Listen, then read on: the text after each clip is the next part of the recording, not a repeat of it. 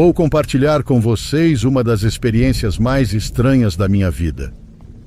É algo que já é conhecido pelas pessoas mais próximas de mim e por alguns membros da minha família.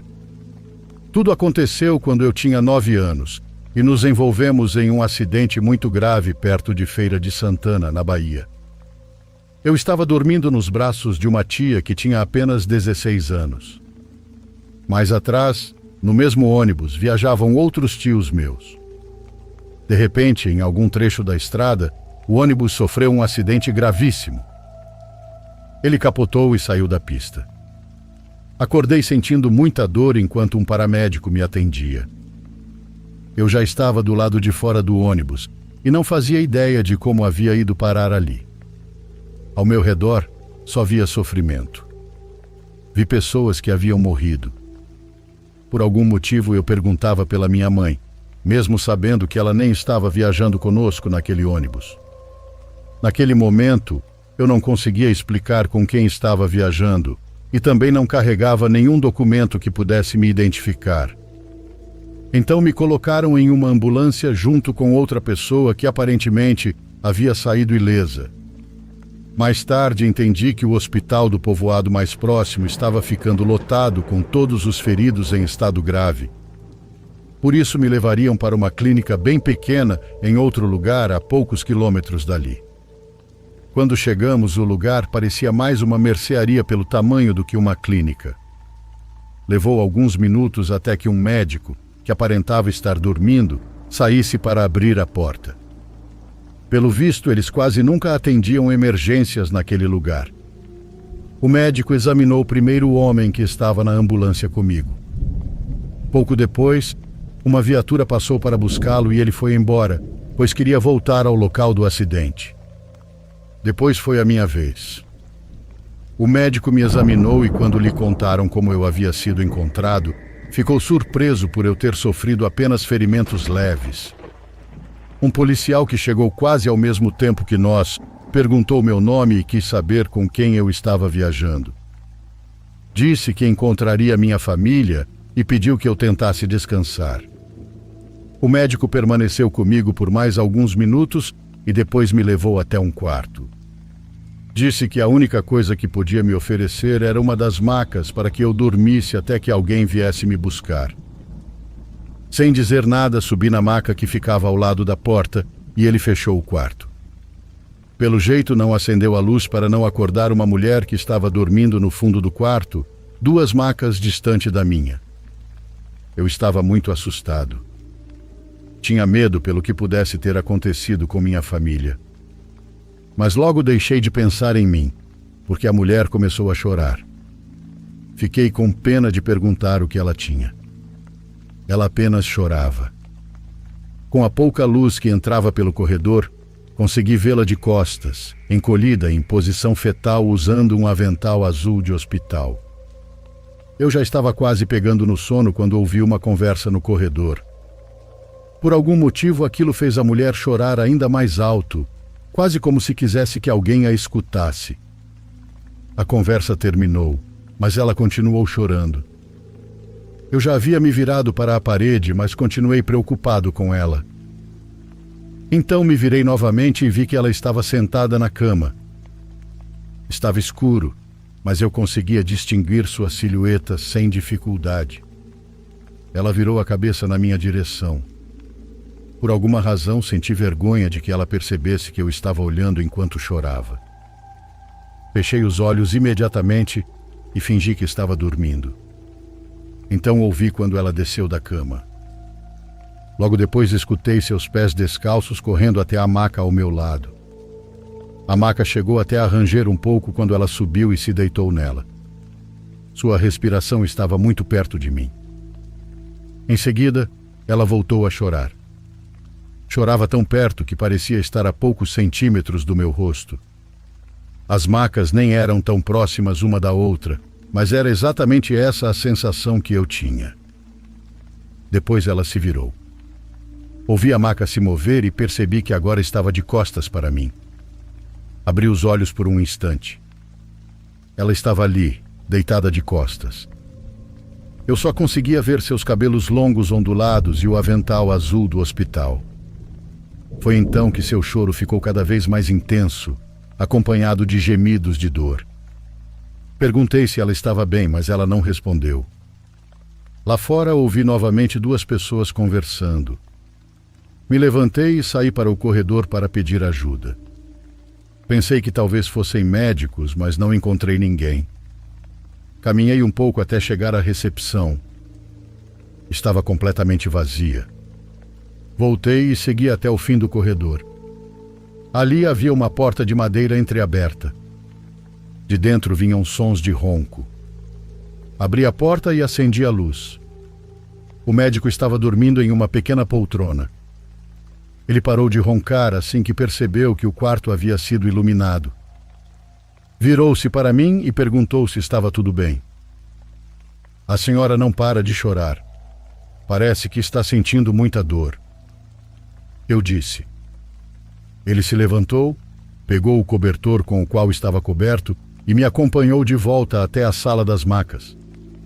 Quando chegamos, ele acendeu a luz. Não havia ninguém. Então apenas me disse: "Vou dormir aqui. Vamos dormir com a luz acesa, tudo bem?" Foi a única coisa que ele falou. E eu, na minha inocência de criança, simplesmente aceitei. Voltei a me deitar na maca, virado para a parede. O médico se deitou na maca ao lado. Depois disso, não ouvi mais nada. Na manhã seguinte, enquanto esperávamos o policial que havia prometido passar para me buscar, ele apenas confirmou que naquela noite não havia mais ninguém na clínica além de nós dois. Meus tios estavam machucados, mas bem.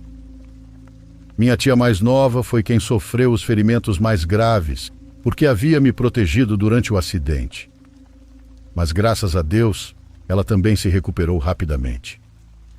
Levei meses para contar a eles o que aconteceu comigo naquela noite. Nunca acreditaram em mim. Sempre acharam que era algo do trauma. Um abraço a todos.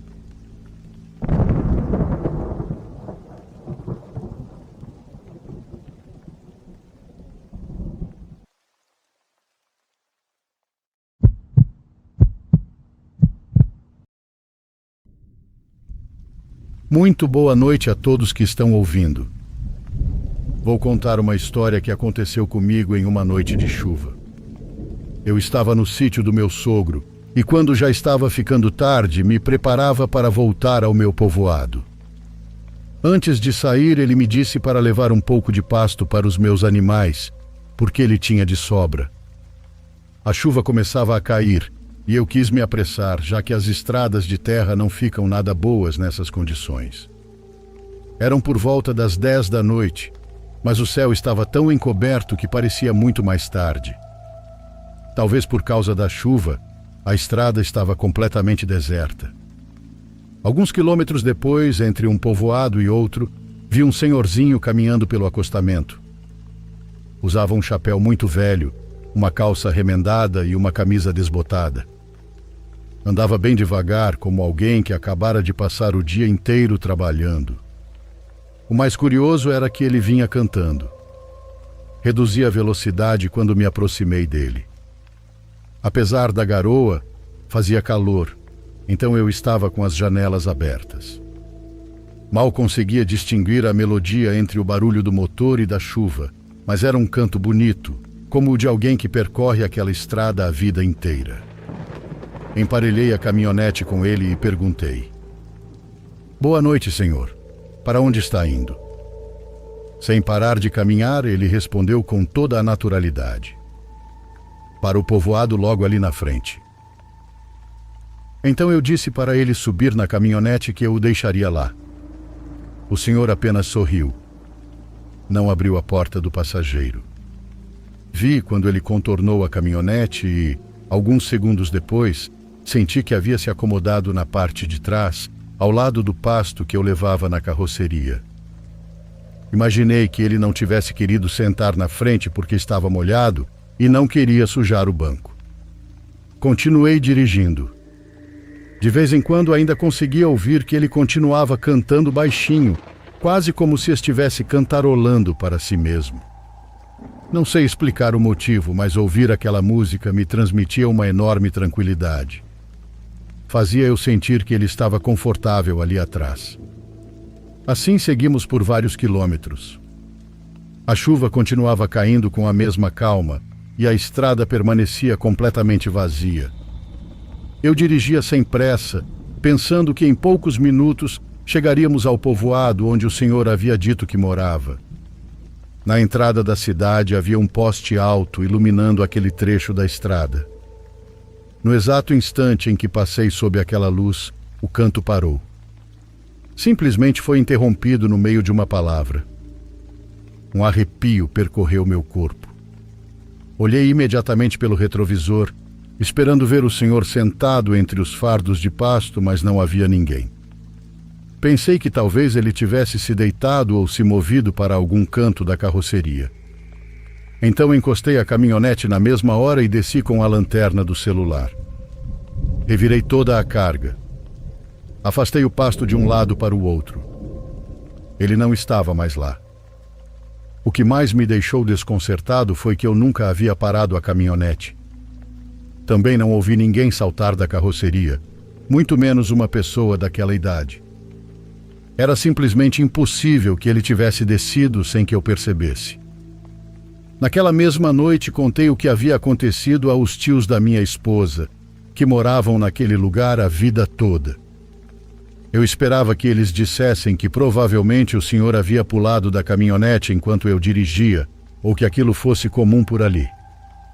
Ou até que eu estivesse confundido por causa do cansaço.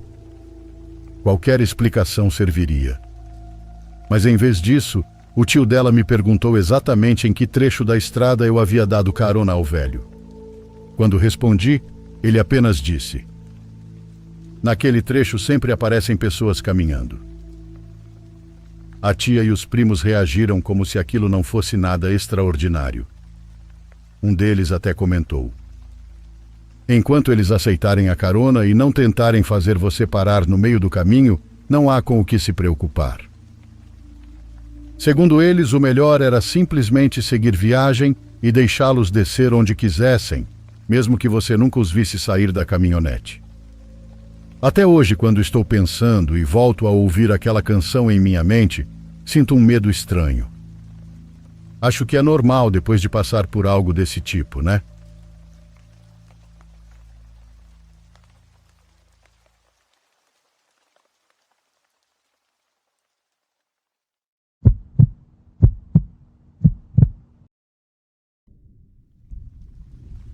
Eu odeio reviver essa história, mas ela é tão absurda que sinto que preciso compartilhá-la com vocês.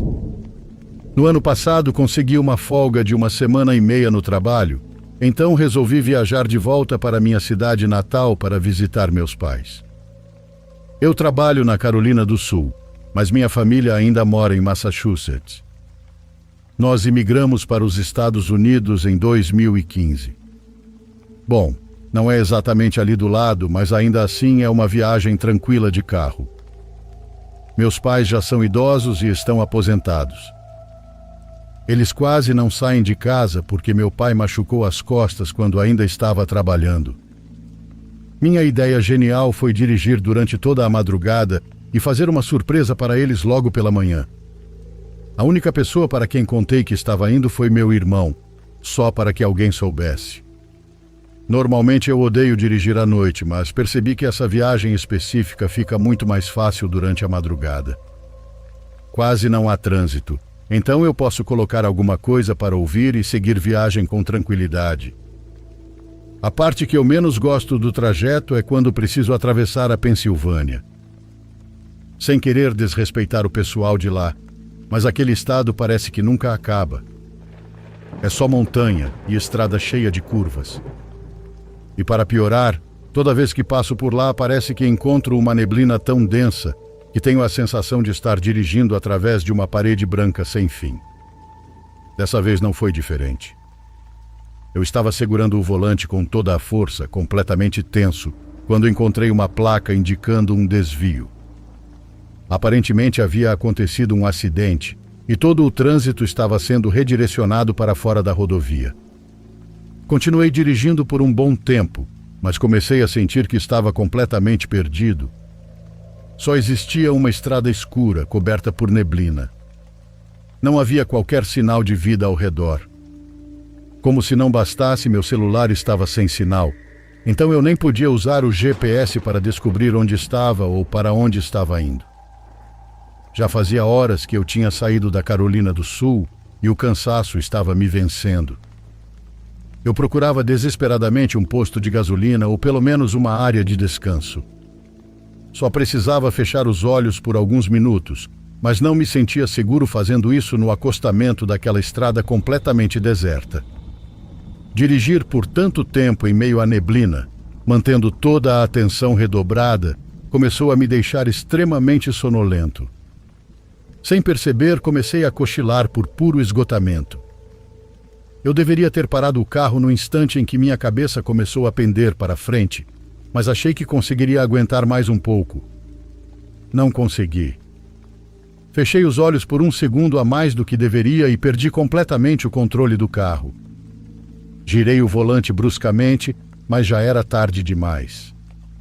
Bati na barreira de ferro e o carro simplesmente continuou seguindo em frente. Ele capotou e caiu dentro de uma vala, mas por sorte terminou parando novamente sobre as 4 rodas. Eu estava tremendo. Foi o momento mais assustador da minha vida. Se você já sofreu um acidente de carro, sabe exatamente do que estou falando. Fiquei sentado ali por alguns minutos, tentando recuperar o fôlego. Peguei o celular para ver se finalmente havia sinal, mas isso já não faria diferença. A tela tinha sido completamente destruída durante o acidente. Enquanto permaneci dentro do carro, eu ainda não fazia ideia do tamanho do estrago. Tentei tirar o veículo da vala, mas ele estava completamente atolado. Não havia a menor chance de fazê-lo sair dali. Por causa da inclinação do carro, mal consegui abrir a porta. Quando finalmente consegui sair, precisei escalar a vala para voltar até a estrada. Fiquei parado olhando para o carro completamente destruído, sem acreditar no que estava vendo. Minha vontade era desaparecer. Eu não fazia ideia do que faria dali em diante. Alguns minutos depois, sentei ao lado do carro, completamente abatido por dentro. Foi então que vi 2 faróis fortes atravessando a neblina. Pensei em fazer sinal para o veículo parar, mas no último instante resolvi permanecer em silêncio. A caminhonete passou bem devagar. Quando estava uns 6 metros à minha frente, ela parou e começou a dar marcha à ré. Assim que encostou ao meu lado, o vidro foi abaixado. Dentro havia um casal de idosos. A mulher que estava no banco do passageiro comentou que eu parecia precisar de ajuda. Não respondi na mesma hora. Eles pareciam simpáticos, mas aquele era o primeiro carro que eu via naquela estrada e também era o meio da madrugada, no meio do nada da Pensilvânia. Por mais educados que parecessem, era óbvio que eu iria desconfiar até da minha sombra. Também não quero parecer preconceituoso, mas eles não tinham exatamente uma aparência muito acolhedora. Ela perguntou outra vez se eu precisava de ajuda. Dessa vez apenas balancei a cabeça confirmando. O homem, um sujeito grande, saiu da caminhonete e pegou uma corrente na caçamba. Enquanto fazia isso, a mulher desceu do veículo e começou a se aproximar lentamente de mim. Ela tinha um cheiro horrível. Conforme avançava, eu recuava sem perceber. Era como se ela estivesse me empurrando apenas com a presença dela. Ela começou a falar sobre aquelas terras e, pouco depois, entrou em um longo discurso conspiratório contra o governo e OVNIs. Eu apenas concordava com a cabeça. Tudo o que eu queria era que eles puxassem meu carro para fora da vala. Enquanto falava, ela praticamente esbarrava em mim o tempo todo. Sem perceber, acabei recuando até ficar exatamente atrás da caminhonete. Ela praticamente me conduziu até lá. De repente, interrompeu o discurso, sorriu e disse que queria me mostrar uma coisa muito interessante que estava na caçamba. Respondi que não precisava. Disse que preferia acompanhar o homem retirando meu carro da vala e verificar se ele precisava de alguma ajuda. Sempre que eu tentava sair dali, ela se colocava na minha frente. Continuava insistindo para que eu olhasse dentro da traseira. Foi então que percebi o homem contornando a caminhonete com a corrente nas mãos. Antes que eu pudesse reagir, os dois começaram a se aproximar ao mesmo tempo. Olhei para dentro da caçamba e vi uma lona cobrindo alguma coisa. Era evidente que havia alguém ou algo escondido ali, mas eu definitivamente não queria descobrir o que era. Enquanto eu ainda estava olhando para a lona, uma terceira pessoa saiu debaixo da lona segurando uma faca. Era um homem jovem. Ele tentou me agarrar com a outra mão. Até hoje não sei como consegui escapar. Instintivamente, simplesmente me joguei para trás e caí no chão. Enquanto ainda estava caído, a mulher começou a gritar desesperadamente com os outros dois homens. Levantei no mesmo instante e saí correndo o mais rápido que consegui. Em vez de permanecer na estrada, corri para dentro da mata. Eu não queria correr o risco daqueles malucos pegarem um rifle ou qualquer outra arma e viessem atrás de mim. O rapaz mais novo entrou na floresta me perseguindo, mas por sorte consegui correr mais do que ele. Acabei me escondendo no meio da mata. Como meu celular estava destruído, não faço ideia de quanto tempo permaneci escondido. Pareceu uma eternidade. Talvez horas. Mas provavelmente não passou de muito menos do que isso. Durante todo o tempo tive a impressão de ouvir passos ao meu redor. Talvez fossem apenas os sons normais da floresta durante a noite, mas eu não estava disposto a pagar para descobrir. Quando finalmente pensei em voltar para a estrada, ouvi de novo a voz da mulher. Ela não estava exatamente ao meu lado, mas perto o suficiente para que eu pudesse ouvi-la com clareza. Perto o suficiente para escutar qualquer movimento que eu fizesse. Ela continuava gritando entre as árvores, dizendo que estava tudo bem e que eu podia sair. Disse que eles já tinham retirado meu carro da vala e que não queriam me assustar. Posso até ser ingênuo, mas não caí naquela mentira. Prendi a respiração e esperei que ela fosse embora. Depois de um bom tempo, sem ouvir mais nada, resolvi sair devagar. Meu carro continuava exatamente onde havia parado, preso na vala. Ela tinha mentido. Todas as portas estavam abertas. Minha mochila havia sido rasgada e todas as minhas coisas estavam espalhadas. Tentei verificar o que ainda restava, mas quase tudo havia desaparecido. Também percebi que eles tinham usado a faca para cortar os bancos do carro. A caminhonete já não estava mais lá. Mesmo assim, eu não queria permanecer perto do veículo. Tinha a sensação de que eles voltariam se eu ficasse esperando. Caminhei por muito tempo até finalmente encontrar um posto de gasolina que funcionava 24 horas. Entrei completamente desesperado e tentei explicar ao atendente tudo o que tinha acontecido. Eu estava em estado de choque. O atendente não permitiu que eu usasse o telefone, mas chamou a polícia. Quando os policiais chegaram, entraram em contato com meus pais. Algumas horas depois, meu irmão apareceu para me buscar. Infelizmente, a polícia praticamente não ajudou em nada. Tudo o que eu queria era estar ao lado do meu irmão, dirigindo em plena luz do dia. Até hoje não consigo imaginar quais eram as verdadeiras intenções daqueles malucos isolados no meio do interior. Tenho certeza de que eles não queriam apenas me roubar. A sensação que ficou é que o que pretendiam fazer comigo era muito pior. Aquela foi a última vez que viajei sozinho durante a madrugada por uma longa distância. E muito provavelmente também foi a última vez que fiz esse trajeto.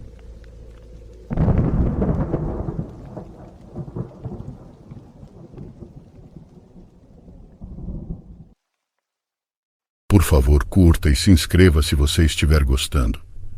Agora continuamos.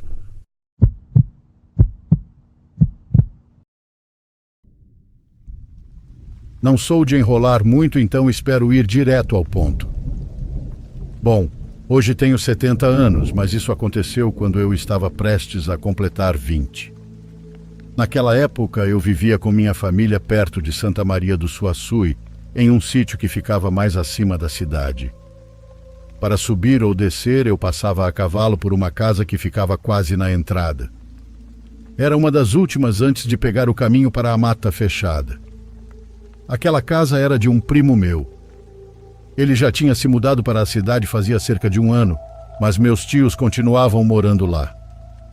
Por isso, às vezes eu passava para dar um oi. Também costumava parar para tomar água ou descansar um pouco antes de seguir até o sítio. A casa tinha uma varanda na frente. Ali quase sempre havia uma rede pendurada, onde meu tio se deitava nas tardes mais quentes. Certa tarde desci na cidade porque queria ver minha namorada. Minha ideia era ficar pouco tempo. Só queria dar um oi, caminhar um pouco com ela e voltar antes de escurecer. Mas acabei ficando mais do que havia planejado. Entre uma coisa e outra, a tarde passou sem que eu percebesse. Quando me dei conta, já estava começando a anoitecer. Ainda dava para subir embora. Eu conhecia muito bem o caminho e o cavalo também. Mesmo assim, não gostava da ideia de fazer o trajeto tão tarde. Por isso, quando passei pela casa dos meus tios, pensei em ficar ali. Era apenas algumas horas para descansar e seguir viagem ao amanhecer. Quando cheguei, vi a casa fechada. Então me lembrei de que meus tios tinham ido visitar meu primo. Eles haviam comentado que demorariam vários dias para voltar. Fiquei parado por um momento diante da varanda. A porta estava trancada, mas a rede continuava pendurada como sempre. Fazia muito calor. Eu vinha cansado e ainda precisava subir para casa. Então pensei que não havia nada de errado em dormir ali por algumas horas. Amarrei o cavalo perto de uma árvore, deixei minhas coisas de lado e tirei o chapéu. Depois me deitei na rede. No começo fiquei acordado por algum tempo, porque o calor estava forte e se ouviam muitos animais no meio do mato. Mas eu vinha exausto. Fechei os olhos com a intenção de me levantar cedo e seguir meu caminho antes que o sol começasse a castigar. Não sei que horas eram quando despertei. Só me lembro de que ainda estava escuro e de que o calor continuava intenso. Algum som havia me despertado. A princípio, pensei que fosse o cavalo. Às vezes ele se mexia durante a noite e puxava a corda. Mas quando escutei melhor, percebi que o som vinha da entrada do terreno. Era como algo sendo arrastado pela terra. Como se alguém estivesse caminhando com dificuldade ou puxando alguma coisa pesada. Fiquei imóvel na rede. Não me levantei porque ainda estava meio sonolento. Apenas ergui um pouco a cabeça e olhei para o quintal. A casa estava fechada atrás de mim. Não havia nenhuma lamparina acesa na varanda. Só entrava a luz da lua, e com ela era possível ver os postes. Então vi alguém se aproximando. Vinha da entrada e caminhava diretamente em direção à casa. No início pensei que fosse alguma pessoa dali, mas ao vendo aquilo se mover, senti um desconforto muito estranho. Aquela coisa andava de um jeito esquisito. Arrastava um dos pés e depois impulsionava o corpo para dar o próximo passo, como se cada movimento lhe custasse um enorme esforço. Uma das mãos também parecia deformada. Aquilo que eu achava ser uma pessoa, a mantinha estendida para o lado e meio dobrada, como se estivesse mal encaixada no braço.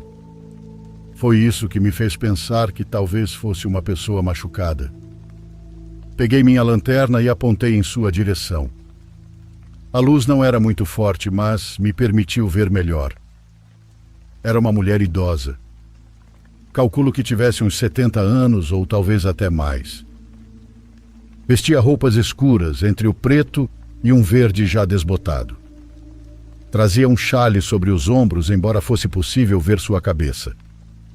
Tinha muito pouco cabelo. Seu rosto era encovado e a boca estava torta para um lado, meio aberta. Quando a luz bateu diretamente nela, percebi que não tinha dentes. Um de seus olhos também parecia estranho, como se estivesse desviado. Sentei-me um pouco mais na rede. Segurava a lanterna em uma mão e com a outra me agarrei à borda da rede para não cair. Perguntei quem ela era. Minha voz saiu baixa porque eu ainda estava confuso. A mulher parou a alguns metros da varanda, levantou o rosto e respondeu que estava procurando a mulher do dono da casa. Entendi que se referia à minha tia, então expliquei que meus tios não estavam ali. Depois perguntei quem a mandava procurá-la. A mulher não respondeu, apenas repetiu a mesma coisa, mas agora com um tom mais irritado. Disse que estava procurando a mulher do dono da casa. Só isso, como se não tivesse ouvido uma única palavra do que eu acabara de dizer. Continuei apontando a lanterna para ela. Senti que havia algo muito errado. Não apenas pela forma como caminhava, mas pela maneira como permanecia parada diante da varanda. Então ela ergueu ainda mais o rosto. Olhou diretamente para mim e arregalou os olhos. Pensei que a luz fosse incomodá-la, mas ela não tentou se proteger nem recuou. Ficou ali, com a boca torta e aberta. Naquele momento perdi completamente o sono. O cavalo começou a ficar agitado. Primeiro moveu as patas sobre a terra, depois puxou a corda devagar, como se quisesse se soltar sem fazer muito barulho. A mulher continuava parada diante da varanda. Ela me encarava quase sem piscar.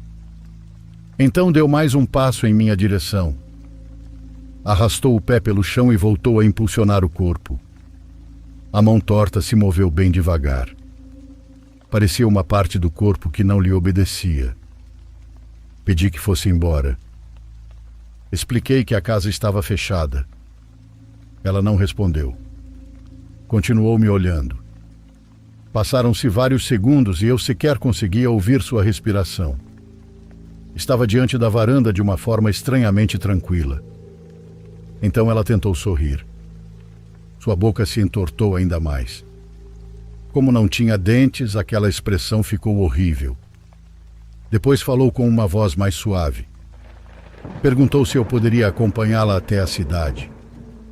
Disse que vinha descendo da serra e não queria continuar sozinha. Falou aquilo como se fosse algo perfeitamente normal, como se não fosse madrugada e como se eu não a estivesse vendo parada no meio do quintal alheio. Respondi que não. Pedi novamente que fosse embora e parasse de insistir. Foi então que ouvi o cavalo bufar com força. Olhei para onde ele estava amarrado. O animal estava muito mais nervoso. Puxava a corda, batia as patas no chão e mantinha a cabeça erguida. Porém, ele olhava para um lado do terreno onde a luz da lua quase não alcançava. Levantei a lanterna e iluminei aquele lugar. Primeiro vi apenas mato e algumas sombras perto da cerca. Depois distingui uma figura encurvada que se aproximava bem devagar. Minha boca secou. Quando a luz a alcançou, vi que era outra senhora. Juro que era realmente muito magra. Caminhava com as costas curvadas e avançava pouco a pouco em direção à casa. Também tinha pouco cabelo. A pele pendia de seu rosto e ela usava brincos grandes, tão pesados que puxavam suas orelhas para baixo. Não dizia nada, apenas caminhava em silêncio como se estivesse escondida naquele canto do terreno desde antes.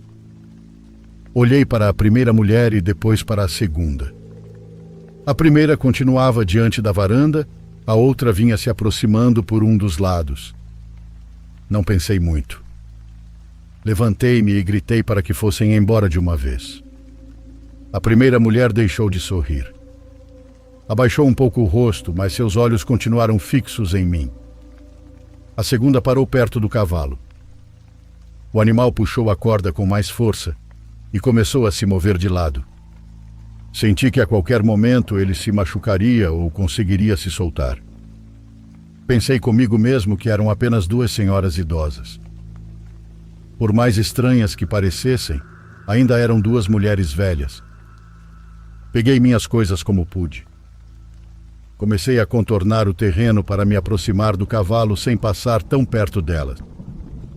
Tentei caminhar com firmeza, embora por dentro já estivesse completamente apavorado.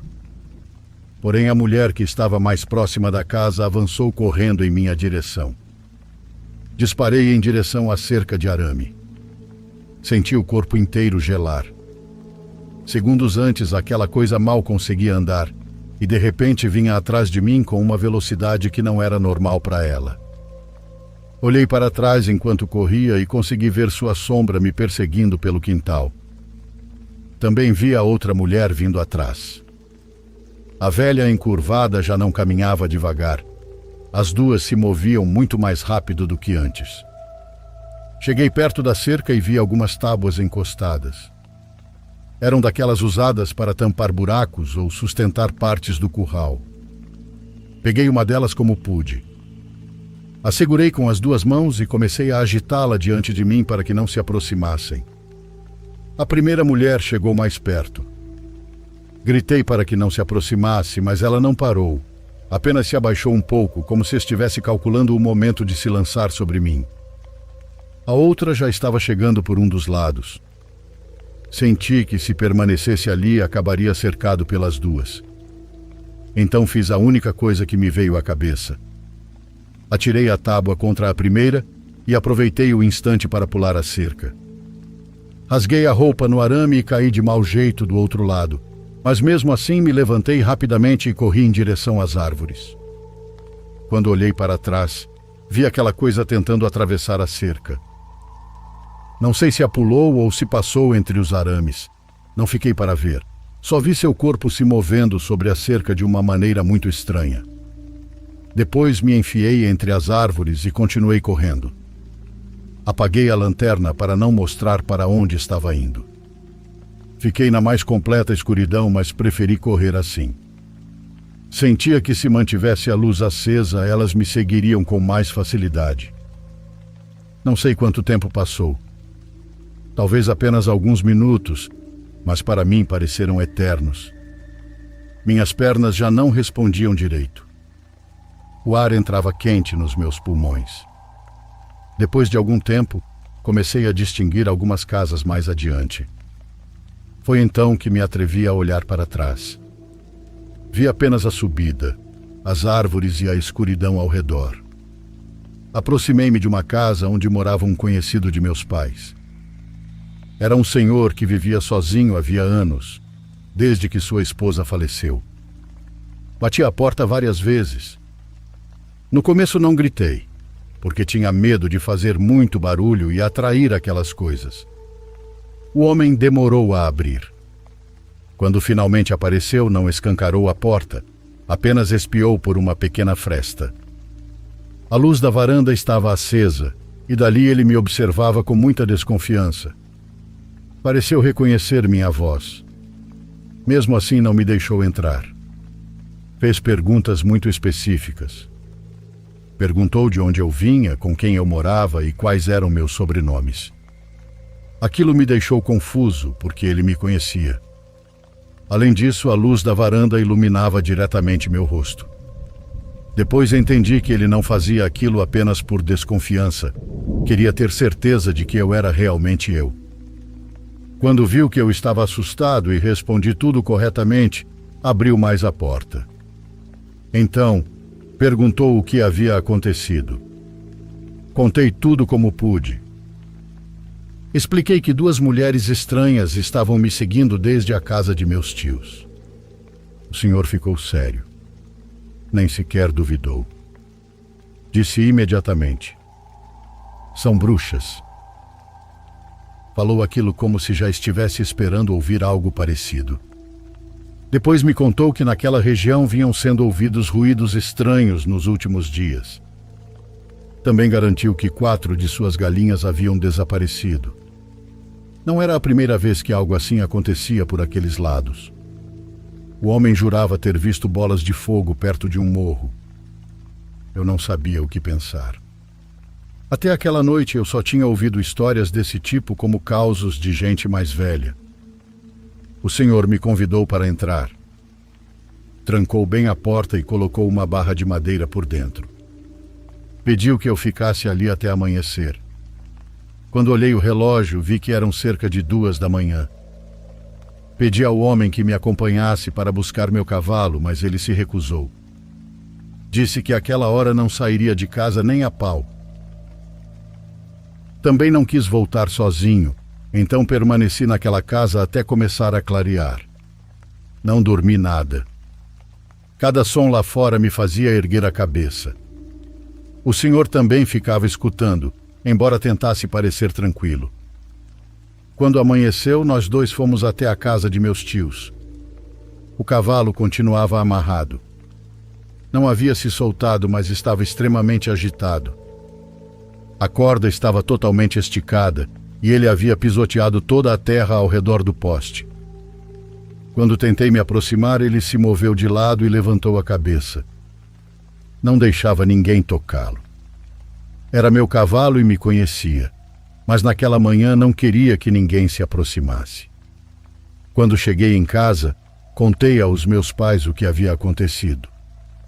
Eles também não descartaram a possibilidade de serem bruxas, principalmente porque em minha família já se ouviam histórias parecidas. Meu avô certa vez havia visto luzes em um caminho por onde passava perto de seu sítio. Dizia que eram como chamas se movendo sozinhas pelo morro. Quando meus tios voltaram, contei tudo a eles. O vizinho que me ajudou recomendou que colocassem proteção ao redor da casa. Meus tios fizeram cruzes de madeira em alguns postes da cerca. Também colocaram fios vermelhos na entrada. Depois começaram a espalhar sal a cada 15 dias em certas partes do quintal. Não era em todo o terreno, somente na entrada, perto da varanda e nos lugares onde eu havia dito ter visto as mulheres se aproximando. Com o passar dos dias, o cavalo foi se acalmando, mas demorou bastante. Durante várias semanas, ele se assustava com qualquer barulho. Também se recusava a se aproximar de certas partes do caminho. Para mim, essa foi a prova mais clara. Porque um animal não inventa histórias nem repete as lendas das pessoas. O cavalo não podia contar o que viu. Mesmo assim, o medo permaneceu nele por muito tempo. Eu também mudei depois daquela noite. Deixei de passar tão confiante por casas isoladas, mesmo que fossem de familiares. Ainda me lembro daquela experiência como se fosse hoje, mesmo tendo se passado 50 anos. É algo que, independente do que você me dirá, nunca me fará ver com outros olhos.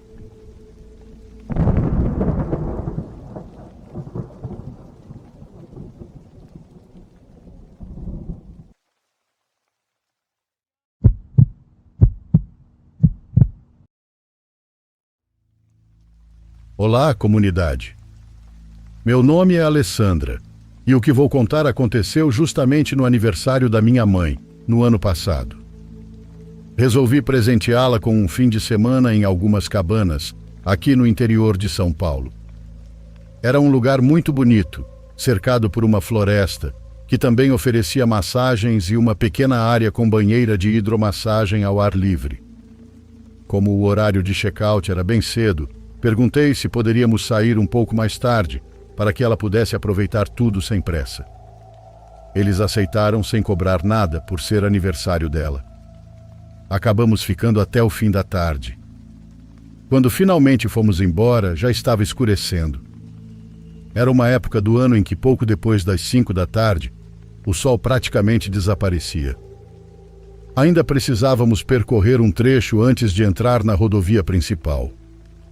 Era uma estrada estreita, cercada por mata dos 2 lados, usada praticamente apenas por quem se hospedava naquelas cabanas. Naquele horário, porém, não havia ninguém entrando nem saindo. Eu dirigia tranquilamente. Lembro perfeitamente que quando estávamos prestes a alcançar a rodovia, quando um menino apareceu de repente em uma bicicleta. Ele surgiu do meio das árvores. Não tive tempo para fazer nada, apenas consegui virar o volante enquanto minha mãe gritava. Mesmo assim, foi inevitável. Eu o atingi. Tenho absoluta certeza de que nós duas vimos o menino atravessar bem na nossa frente. Vimos seu corpo se mover no instante em que o carro o atingiu. Parei a caminhonete alguns metros adiante. Nós duas descemos correndo. A primeira coisa que fizemos foi procurar o menino. Pensamos que ele pudesse ter sido arremessado para a lateral da estrada ou caído no meio do mato, mas não o encontrávamos. Começamos a chamá-lo. Andamos vários metros iluminando o caminho com as lanternas dos celulares. Procuramos a bicicleta debaixo da caminhonete e ao redor dela. Entramos um pouco na mata, mas não havia absolutamente nada. Mesmo assim, continuamos procurando, cada vez mais desesperadas, porque não fazia sentido que uma criança simplesmente se levantasse e desaparecesse tão rapidamente. Depois de vários minutos, voltamos até a caminhonete. Só então tivemos a ideia de verificar a parte da frente do veículo. Não havia um único amassado, nem sequer um arranhão. Nada. Minha mãe foi a primeira a quebrar o silêncio. Ela perguntou se eu tinha certeza de que realmente havia visto o menino ou se nós duas não tínhamos imaginado tudo aquilo. Olhei para ela sem acreditar. Respondi que obviamente não. Era impossível que as duas tivéssemos imaginado exatamente a mesma coisa. Ficamos ali por um momento, tentando reconstruir tudo o que havia acontecido. Foi então que percebemos um detalhe que até aquele instante havia passado despercebido. Nós nunca ouvimos o barulho da batida. Nunca sentimos o impacto. Nós duas vimos o menino. Nós duas vimos a bicicleta. Nós duas vimos quando ele atravessou bem na nossa frente. Porém, nenhuma de nós sentiu que realmente tivesse atropelado alguém. Permanecemos ali por mais alguns minutos, esperando encontrar alguma explicação. Não encontramos um único vestígio que nos ajudasse a entender o que havia acontecido. Naquela noite, voltamos para casa. A caminhonete nunca apresentou o menor sinal de dano, e até hoje minha mãe e eu continuamos sem chegar a uma resposta para uma única pergunta. Se nunca houve uma batida, então o que foi exatamente que nós duas vimos atravessar na nossa frente?